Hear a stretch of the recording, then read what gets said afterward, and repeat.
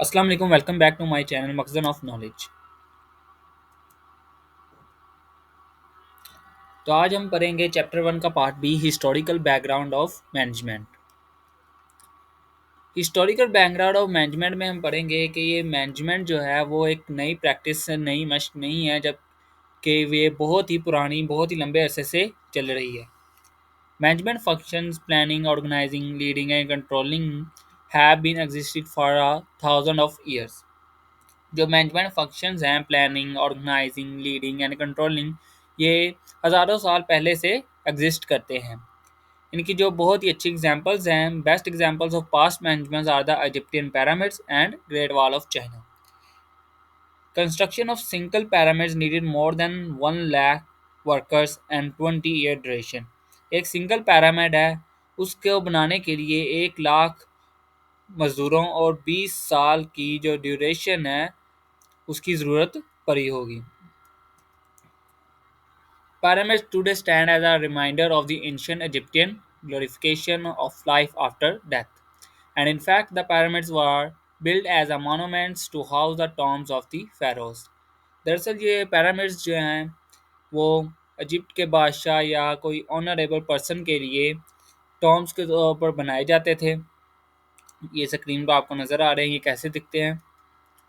Next जो है great wall of China. Great Wall served three different purposes throughout its history: to protect the Chinese Empire from the foreign invader, act as a psychological barrier between northern and southern civilization, and protect the Silk Road trade. ये इन purpose के लिए बनाई गई थी। The total length of all sections of the Great Wall of China ever built adds up to about 21,196 kilometers, approximately 30,171 miles. Who told workers that what to and how to do? Answer is manager. Workers को, मजदूरों को, labours को कौन कहता था कि क्या करना है और कैसे करना है? इसका आंसर तो यही है कि मैनेजर ही होगा। हो सकता है कि उस ज़माने में उस पर्सन को मैनेजर ना कहा जाता हो, किसी और नाम से पुकारा जाता हो। May be at that time they did not name manager that person. Ancient management की एक और एग्जांपल है जिसमें आता है Venetian Arsenal is a complex of the former shipyard and armories clustered together in the city of Venice in northern Italy. Owned by the state, the arsenal was responsible for the bulk of the Venetian Republic naval power from the late Middle Ages to the early modern period. It was one of the earliest large-scale industrial enterprises in history. ये history में एक बहुत ही बड़ी industrial enterprises थी। इसमें उन्होंने ship yard में एक हथियारों से लैस एक शिप का इस्तेमाल किया, बनाई, जो कि उनकी पानी के ज़रिए वार में काम आती थी। Two significant events in management history. जो दो सिग्निफिकेंट इवेंट्स हैं मैनेजमेंट हिस्ट्री में, उसमें पहला जो है एडम स्मिथ है। In 1776 publish the wealth of nation. 1776 में एडम स्मिथ ने the wealth of nation publish की, an important work of economic and social theory by Adam Smith. In it, he analyzed the relationship between work and the production of nations' wealth. He supported and recommended the idea of division of labor.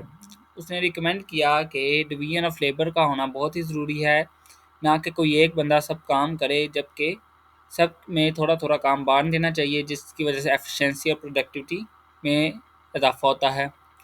Division of labour, the separation of a work process into a number of task with each task performed by a separate person or group of person।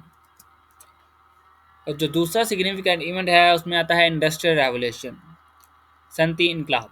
The Industrial Revolution was a transition to new manufacturing process in Europe and the United States in the period from about 1760 to some time between 1820 and 1840। इसमें क्या किया गया था कि जो machinery introduce की गई थी फैक्ट्रीज में काम करने की, इन मशीनरी बनाई गई थी ताकि मज़दूरों को काम आसान हो जाए। Substitute machine power for human labour के लिए मशीन पावर का इस्तेमाल किया गया, making it more economical to manufacture goods in factories than at home. जो मैन्युफैक्चर का प्रोसेस है वो फैक्ट्रीज में किया जाने लगा, ना कि घरों में। Thank you very much.